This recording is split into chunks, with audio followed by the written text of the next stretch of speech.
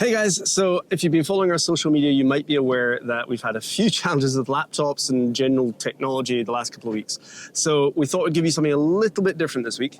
You might have seen a couple of weeks ago at the Annapolis Boat Show that we took part in a panel with a bunch of other sailing YouTubers, and we thought that you might like to see how we answered a bunch of your questions. So here you go, enjoy.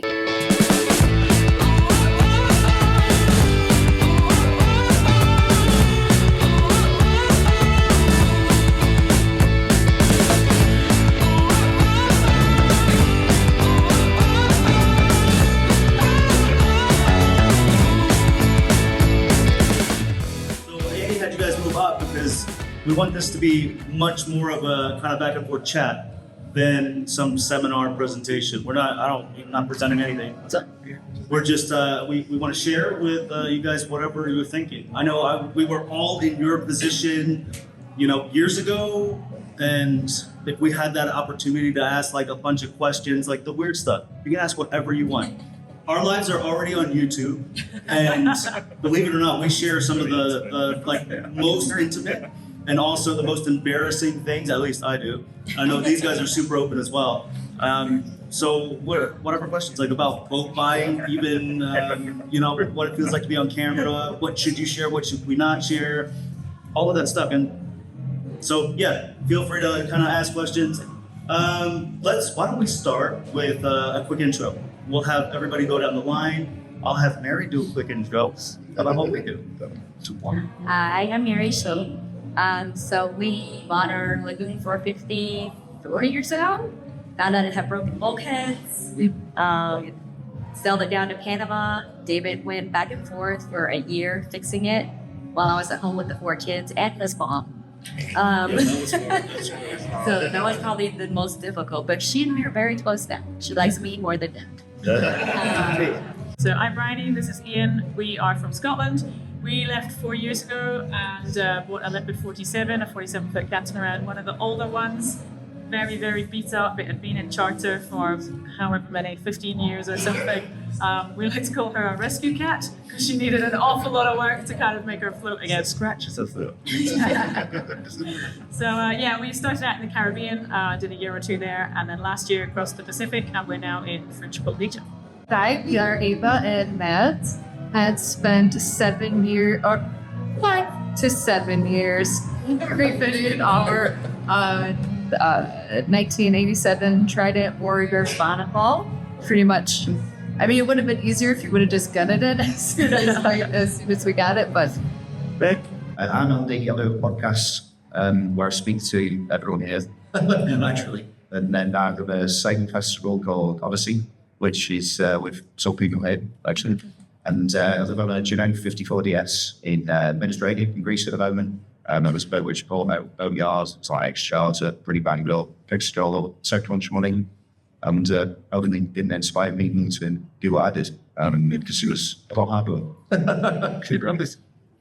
All right, so we have a really good variety, right? Mary and I are 4 kids. We're in the process of selling everything now. We cruised a little bit, but now we're back. So you can, you kind of have an idea of what we know. We are kids. They are kids. They are out cruising, causing trouble. What it feels like to do that. You got Mads here and his better half that are rebuilding boats, right? And they have a lot of experience building boats and teaching and entertaining. And then you got Andy that has a lot of experience now with charters, right? So you kind of have a whole breadth of whatever you guys want. So why don't we open it up to questions, thoughts? What's the social interaction like in your cruise? I always say it's like being at summer camp because you're so involved in people's life. You are you'll get boat buddies and you'll be with them for months at a time, and then you'll both go off your separate ways and then meet up another place. And I find it much nicer because you actually develop really nice relationships a lot easier than you draw a band. You have in German bike as well, there's so busy now, everyone's got so much going on. You have so many people that you meet amazing people you never know. Whereas when you all live in a situation like could be usable, short, so tight, that you build a lot of common, you make a friend, you bond in a lot of and then you might spend a little bit of then before the side, best weekend of us trying to give us out. but you have made a lot of friends that I know. We find by going cruising, what you discover is you get incredibly intense relationships. You know, even at night, you're hanging out with someone, you chat, you really get to know each other, and then you just throw off the different sides of the globe. So we've got a wider friendship circle around the planet now than we ever had living on land. And to the extent that we're still today, in fact, walking through the boat show, someone just shouted out our names. We turned around and it turned out that they are one friend removed from somebody we hung out with in the Caribbean. They are now in the Med somewhere. We're now in the middle of the Pacific. And it's like we're relaying messages back and forth between each other, asking for advice.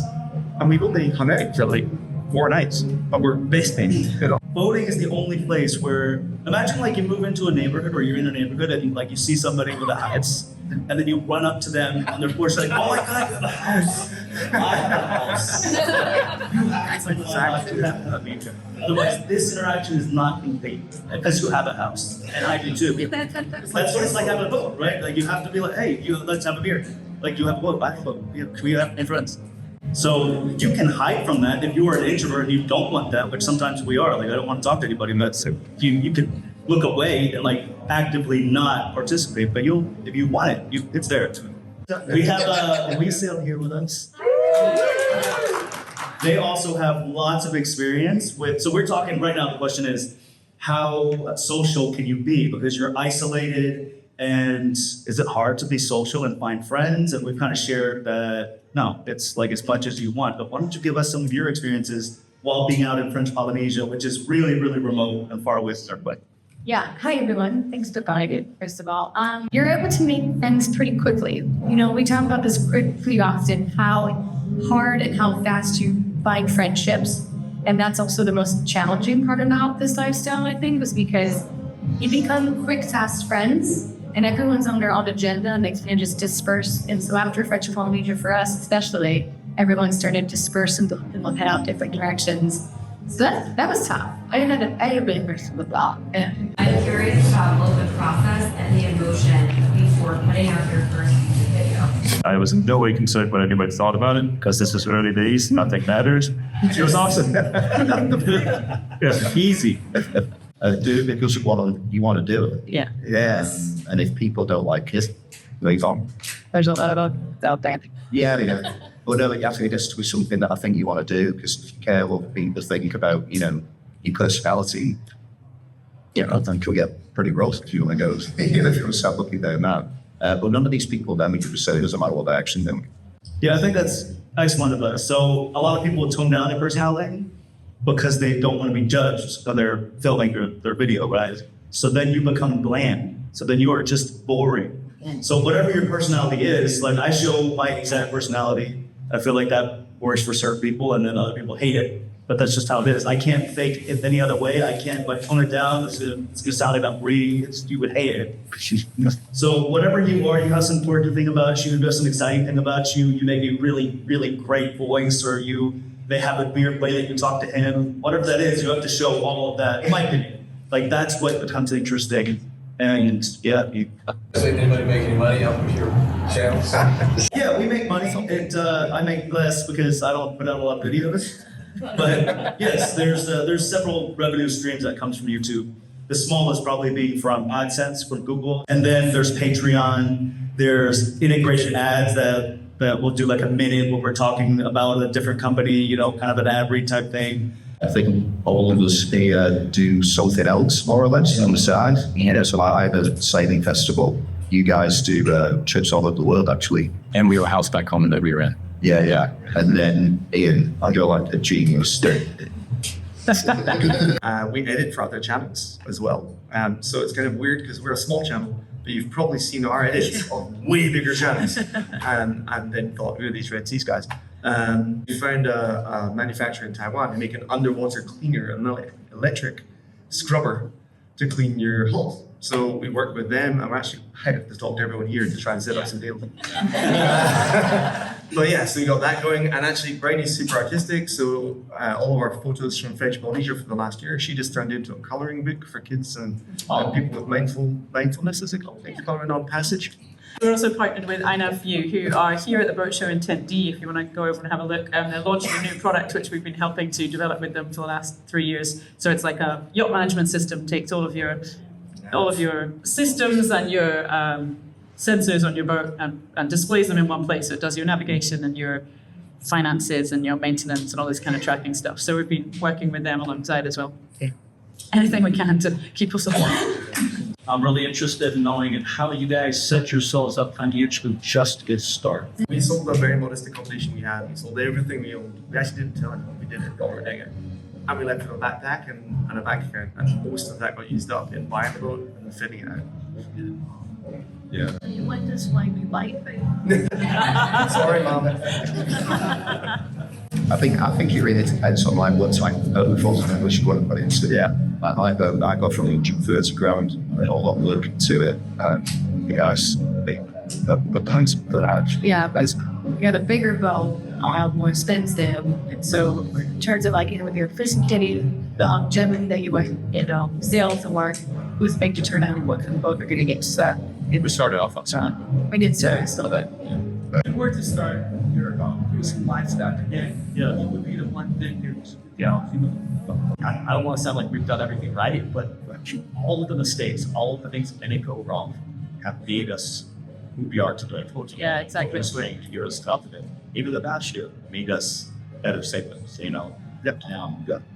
I would say this, we are very, very lucky that we started in the Caribbean. I know plenty people starting in the Med or other places too, but the Caribbean is just unbelievable. The training ground really is with the proximity miles to each other, consistent winds, super really focused, literally indeed super helpful. And so for us, we come super lucky with that area, our story, our views.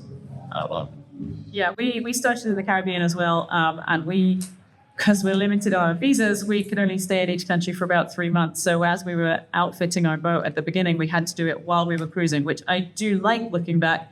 But if you're starting from the States, it would be so much easier to buy everything you need before you leave. And I would really try and not let that stop you from leaving, because you can just stay for 3 years outfitting your boat and never getting away. So I like the fact that we did it while we traveled, but it definitely made it harder that we were trying to ship items in, big, heavy things, customs duties, all the rest of it. So getting stuff while you have access to resources would be a big tip. I would also add to that, make sure the book you're buying exists. Like all the mistakes is what makes this exciting and what you have learned the most doing, but also just take your time. Like we really wanted to get going, and we probably could have waited a little bit longer, made sure the boat was like a little bit more done over that. But also like that was like we were the first 3 months living on the boat were so stressful, but also not like we look back on it and like me crying in the cockpit with the right like now I love that, but just taking your time in general, like I think that's when you're out trying to get somewhere, like you guys were trying to sit the airport. I mean that we're staying, but that's when like you make the most mistakes and For us, we did a lot of boat work. So if you really love boat work, like you're passionate about that because that's how you are to begin with, like Matt's, I think, then I think it's cool. Yeah, buy a boat and then plan on fixing it for a couple of years. But if that's not you and you're just doing that because you think you're going to save some money or whatever, I would not do that. So if I can chime in, like my saying has always been, if you want to go sailing, buy a boat that can sail. Like, you don't buy something that's decrepit because you're like, oh, this is a good deal. I just fixed that, then I'm off. It's never going to be that bad. It's going to be the whole freaking thing. So, yeah.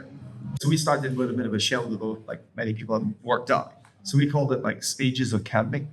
So when we moved on at first, we didn't have enough power to run lights at night. So we had a choice, an anchor light or a solid light for 3 hours. So we would sit in the dark. And that's all we could do. And then, already we got batteries, it's going to be amazing. We got the batteries in, like, there's a fan and it works. We had a very big deal with fans.